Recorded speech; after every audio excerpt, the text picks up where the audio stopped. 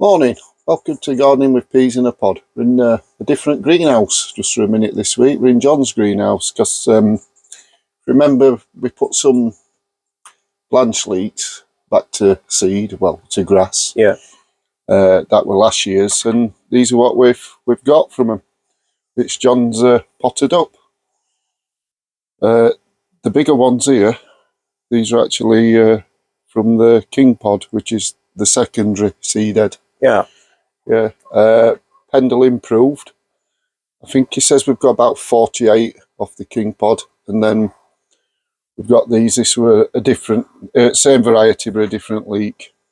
What we put back, so they're a bit later on. Them they're getting ready for pricking out. I think they're going to 6 packs, 12 packs. So yeah, just to show you. Yeah, they're looking well, aren't they? Yeah. And then just to show the process. If you remember, we did one on onions and leeks the other week. Yeah. Them two have been, a couple of them have been potted up now, so we'll have a look at them, which will be these next year. Yeah. If that makes sense. Yeah. So we're back in my greenhouse now. So these are two what you saw me put into water, and a slight drop of fungicide. So these two are getting going on the next now. So these have been potted up. And basically what we've just seen in John's greenhouse is what we're looking at to do with these for next year. Yeah, so obviously we'll produce ahead. Only different, these are a different strain. These are Berwick. Yeah. Whereas them over there were Pendle improved. Great. Yeah, so that's where we're at with the leeks at the minute. We've got the onions growing separately here. We're still waiting for them. They have rooted. I've put the roots back down now. We're just waiting for the green shoots to come up. Same principle as leeks, really, with those. Yeah. Right, we had a bit of a chat about soil and soil types, didn't we? And we said I'd do a follow-up on it. We just talking about actual water in soils and the pH table. Yeah. So, right, so water then, Dan, is vital, really. So what happens to your soil when it rains? Right, so it gets wet. Yeah. Yeah. So, right, so we've had a good amount of rainfall. We've had 12 hours overnight. Right, what happens with your soil profile is that reaches a saturation point. Yeah. Which you'll know as flooding, or your soil can't absorb any more water. Yeah. So basically just soak in this sponge. It's absolutely full of water, and that'd be saturation point. You could imagine that's a section of soil. That is, it can't hold no more water. Yeah. So that happens. What happens then is, in a good soil, a proper decent soil, a cultivated soil, you get drainage. Yep, so drainage happens. What we call gravitational pull. So obviously gravity, pulling the water down through the profile. Yep. When that happens, again in a good soil, then you'll get a capillary action, which is basically what's happening with capillary is adhesion to the soil particles. Yeah, so it's the water that's clinging to the soil particles through adhesion and surface tension. Yeah. Yeah. The other part we speak about as well is hygroscopic, which basically is the water that's being absorbed by materials, soils, and soil, obviously. Right, so after that's happened, on a good draining soil, the important thing to remember is it's got to be free draining. So you've had saturation, all those pores between your soil are filled up with water. It can't hold no more water, it's at a full volume. We have the gravitational pull and capillary action. If I squeeze that sponge out, right, there's still moisture in there. Yeah. That is what we're looking at. That is what we call outside, that is known as field capacity. Okay. Yeah, exactly the same in a pot. You're looking to do the same, but then we call it container capacity. Yeah. So that's the optimum. That's when water is most readily available to your plants. Yeah. In going a bit agricultural, the optimum time, which we can relate to really for this, is sort of mid-April. So on a decent average amount of rainfall through a winter, no big variance, then you'd be saying that you're at field capacity sometime in mid-April. That's after you've had all that free drainage. Yeah. Yeah. So that's what you're looking for in a good soil, really, yeah. How do you achieve that? Well, there's quite a few ways, really. One of the first ways is to grow something in your soil, obviously, because the roots put drainage channels in. Yeah. Yeah, straight away.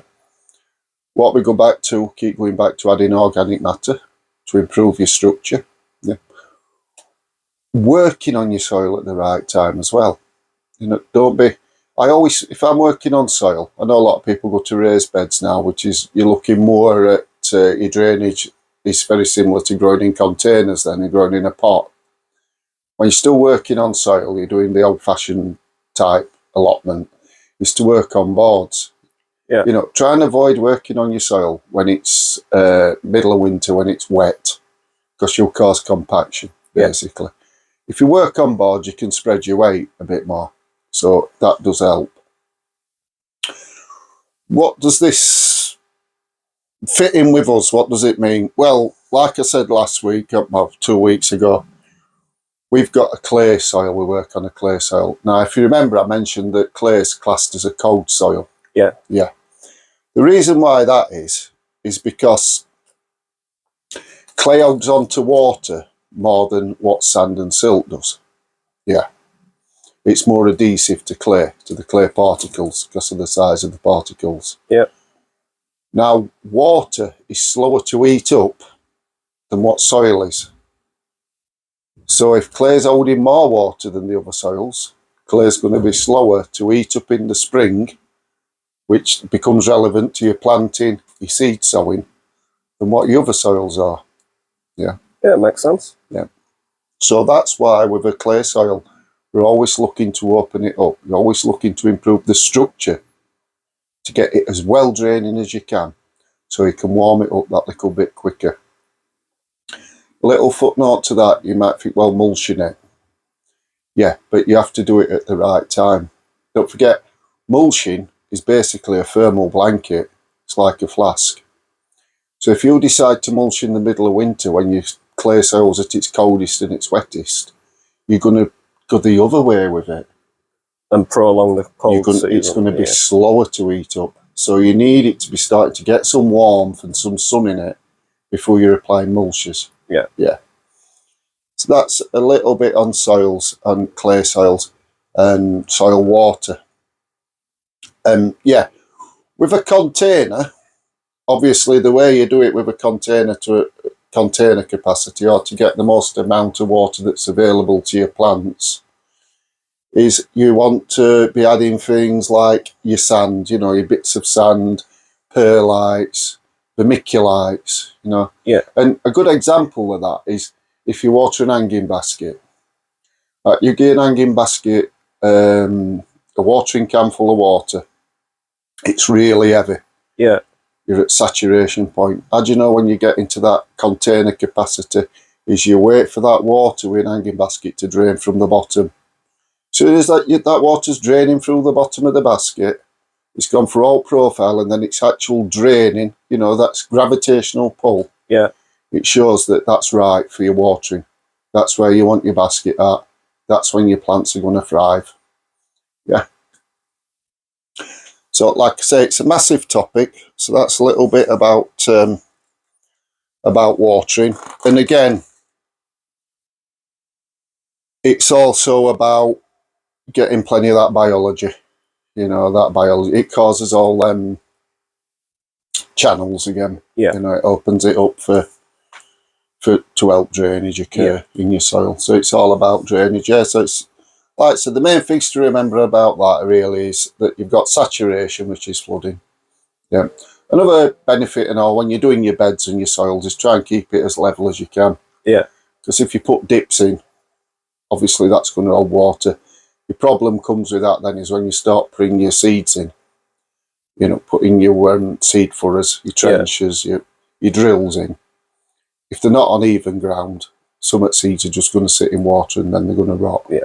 So that helps with your drainage. Try and keep it as level as you can. Obviously, on a more industrial scale, if you're on really poor drain soil, for some topography reason, you know, how the landscape is, then you might have to actually add some drainage manually. Yeah. You know, like your herringbone systems and things like that to help with your drainage. So that's watering, yeah, basically. Obviously, the big other side of that is drought. You know, when you're not actually having any water at all, you've got a sustained period of drought, which we seem to be getting now in summers. Big way to sort of try and counteract that again is that organic matter. You know, it holds anything from 10 to 80% more water than what actual soil will. Yeah, so it's like putting them sponges in, what's going to slowly release that water back into the soil. Yeah. So I hope that helps. Like I said, that's so very, very vaguely touching on water. It's a massive topic on its own, but it's a little footnote just to give her an heads up with that. Other thing I said I would mention, because a lot of people have a bit of a thing with it, is pH. Yeah. Right. So when you're growing plants, we always look at a pH scale. The pH scale runs from 1 to 14. 1 being acid, very acid, 14 being very alkaline. Between 1 and 14, the halfway point 7, that's what we call neutral. Yeah. Yeah. The optimum soil for 90% of plants that we grow, and especially veg, is 6.5. So it's slightly acid. Yeah. That's really the optimum thing. To check them, you can use things like this little probe here, which gives you a pH reading. Yeah. Pick that up. Yeah. Handy to have, about a £5. If you're using one of these, the way to do it as well is, say I want to get the pH for my beds. You don't stick it in one bed and think, oh yeah, I've got pH of 7. You need to means test it. So you need to do 4 or 5 and find your average, because it will fluctuate. Yeah. Yeah. And then what your average is from your 4 or 5 different tests gives you what soil pH you're basically on. They're not like foolproof, you know, but it gives you an idea, gives you a varying idea. So what's pH? Basically, all pH means is parts hydrogen. So we're measuring it against the parts hydrogen it has in. The less hydrogen, the more acid, the more alkaline. Yeah. Plants that like an alkaline soil, called calcicoids. Plants that don't like an alkaline soil, that prefer acid, is calcifuges, which basically means limating. Yeah. Yeah. So find out what pH your plants prefer, and you can adjust your pH to suit them plants. But especially like going back to us on clay soils, one big advantage clay soils is something called buffering. Yeah. Yeah. Which, because of how it is a clay soil, it doesn't let there be big jumps in your pH. It stops around that 6.5 with a clay soil. Yeah. You know, very rare you'll find like an acid clay soil. Yeah. It can happen, but it's very rare. If you wanted to grow things like, what's the berry, Dan? It's gone out of my head. Blueberries. Blueberries. Yeah. Which are an acid-loving plant, a calcifuge. Then you need to adjust. You need to be growing them in peat or something that's acidified. You know, ericaceous compost is what you need to be growing plants like that in. Yeah, it's like I say, it's on a scale of 1 to 14. That's the thing to remember. And you're looking for around about 6.5 on your pH level. Just have a quick look. Like I say, I do a few notes on this because it's a massive thing. I think that's it really for pH, as much as what you'd really need to know, unless there's any questions on them bits, Dan, what we've done. Yeah, if anybody's got any questions they want to know, like, just comment. Yeah. And we'll try and cover it as much as we can. Yeah. I say all I'm doing is, I don't want to blind you with science. It's just to give you a basic understanding. And there's probably a lot of people who have always just took pH and never really thought, well, what does pH actually mean? You know, it's as simple as parts hydrogen. And same with soil. So, you know, if you see terminology now like field capacity and saturation, then you know what they're talking about if you you see it mentioned Yeah, on it's just- telly or in Just a books little or- insight to it, isn't it? That's it, yeah. It's coming in middle of October now. I think that's about where we're up to, Dan, isn't it? Now with